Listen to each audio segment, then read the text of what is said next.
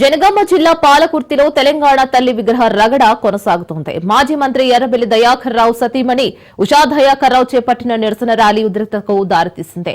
BRS నాయకులు పోలీసుల తోపులాటలో మాజీ మంత్రి సతీమణి ఉషా దయాకర్ రావు స్వల్ప అస్వస్థకు గురయ్యారు. దీంతో బీఆర్ఎస్ శ్రేణులు పోలీసులు గో బ్యాక్ అంటూ పెద్ద ఎత్తున నినాదాలు చేశారు. తమ నాయకులు 9 మందిపై కేసులు పెట్టారని ఉషా దయాకర్ రావు ఆగ్రహం వ్యక్తం చేశారు. తమ నాయకులపై దాడి చేసి కాంగ్రెస్ నాయకులపై చర్యలు తీసుకోవాలని వర్ధన్నపేట ఏసీపీ అంబటి నరసయ్యకు ఫిర్యాదు చేశారు.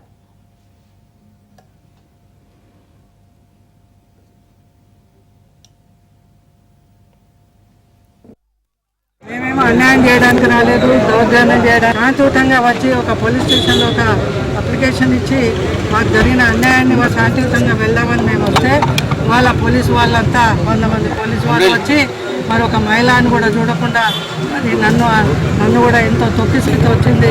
ఇంత ఎండలో మరి ఎందుకు వచ్చాను, నేను ప్రేరణ లేరు, నేను 15 ఏళ్ళు మరి అధికారం ఉన్నప్పుడు ఇంట్లో కూర్చోలే, ప్రజల కష్ట సుఖాలు రాత్రింబాళ్ళు దయాన్నవంతుకు నేను తిరిగి చూసినా మీ అందరూ కూడా తెలుసు.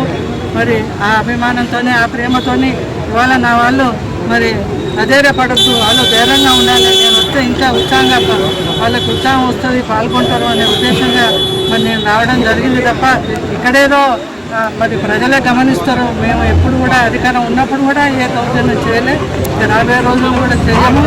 ఎప్పుడు కూడా కార్యకర్తలు కూడా మేము శాంతియుతంగా ఉండాలని చెప్తాం తప్ప, ఎందుకంటే దానివల్ల నాయకులు బాగానే ఉంటారు, కార్యకర్తల కుటుంబాలు వీధుల పడతాయి, వాళ్ళు అప్పుల పాలవుతారు, వాళ్ళు కేసుల చుట్టూ తిరుగుతారు, మరి వాళ్ళు మంచిగా ఉంటారు. మరి ఏసీల రూమ్లలో కానీ వాళ్ళు అనుభవించేది ఎవరు?